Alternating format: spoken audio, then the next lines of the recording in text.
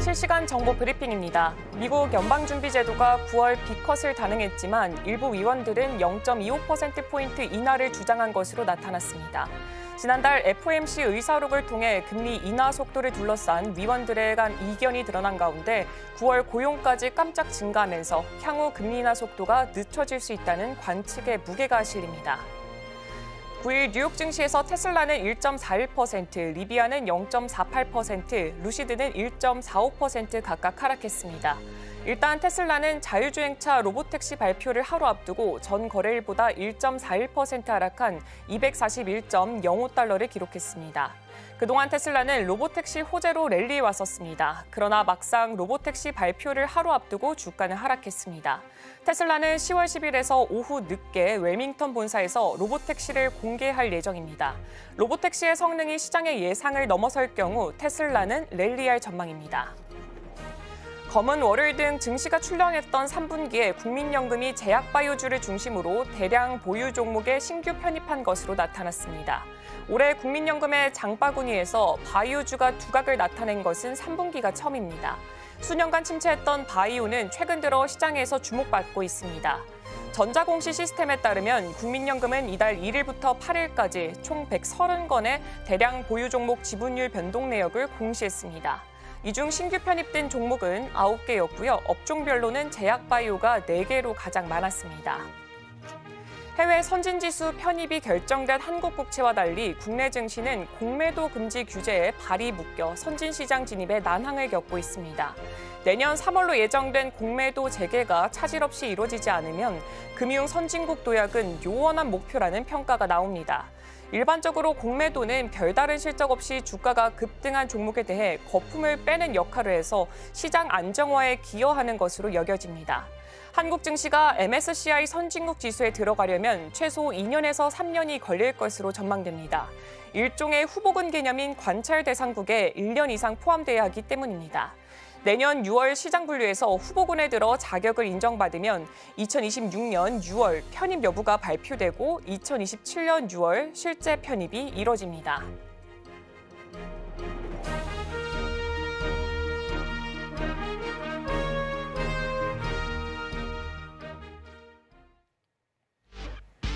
시청자 여러분 안녕하세요. 증시팔 시작합니다. 진행의 이가은입니다. 오은비입니다. 네, 어제 뉴욕 증시는 상승하면서 마무리했습니다. 다우와 S&P 500은 다시 한번 사상 최고치를 경신하는 모습이었는데요.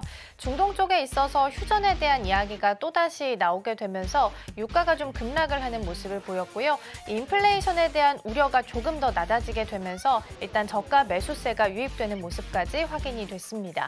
어제는 더불어서 FOMC 의사록도 공개가 됐습니다. 연준 위원들이 금리 인하에는 모두 다 동의를 했지만 B컷을 하느냐 혹은 스몰컷을 하느냐에 대해서는 의견이 분분했던 것으로 확인이 좀 됐습니다.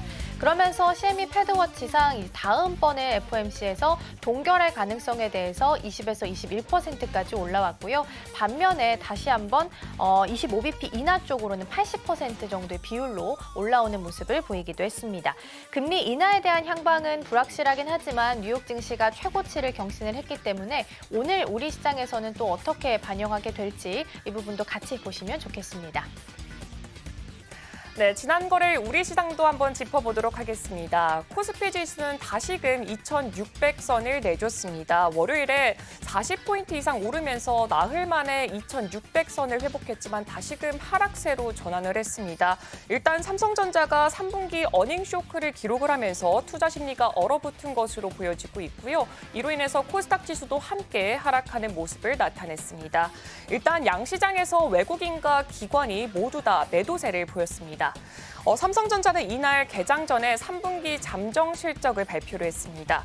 매출이 79조 원, 영업이익이 9조 1천억 원을 기록한 것으로 나타났는데요. 일단 영업이익 컨센 자체가 10조 4천억 원이었던 것만큼 이에 실망한 이 외국인과 기관 투자자의 매물이 출회된 것으로 보여지고 있습니다. 일단 외국인은 이날 하루 동안 삼성전자 주가를 2,465억 원 순매도한 것으로 집계가 됐습니다. 또 주가는 전날보다 1.2% 0.15% 내려갔고요. 장중에는 한때 6만 원 선이 깨지기도 했지만 최종적으로는 6만 300원에서 거래를 마쳤습니다. 이렇게 하면서 SK 하이닉스 또한 또 덩달아서 주가가 내림폭을 또 만들어냈습니다. 반면에 LG 에너지 솔루션 같은 경우에는 전기차 캐즘 속에서도 선방하면서 3.93% 상승 마감을 했습니다. 3분기 영업이익이 4,483억 원을 기록을 하면서 컨센서스를 상회하는 실적을 내놨습니다. 또 단독 보도이긴 하지만 삼천당 제약 같은 경우에는 장 막판에 눈 질환 치료제 이 아일리아의 바이오시밀러가 오리지널 제약사로부터 특허 침해 소송을 당했다라는 소식까지 전해지면서 6% 가까운 급락세를 연출하기도 했습니다. 네, 이렇게 지난 거래 우리 시장 되짚어봤습니다. 오늘도 저희와 함께 하시면서 현명한 투자 계획 세워보시길 바랍니다. 네, 우리가 쉬어가는 동안 뉴욕 증시는 상승하면서 최고치 달성하며 마감을 했습니다. 오늘 우리 시장 개장하고 나서는 어떻게 반영하게 될지 이 부분도 같이 체크해 보시면 좋겠습니다. 자, 그럼 증시파에 본격적으로 출발해 보도록 하겠습니다. 지금 바로 구독을 눌러보세요. 실시간 경제 뉴스, 투자 전문가들의 다양한 시황과 정확한 분석, 또 알찬 투자 정보까지 신뢰할 수 있는 저희 서울경제TV와 함께하세요.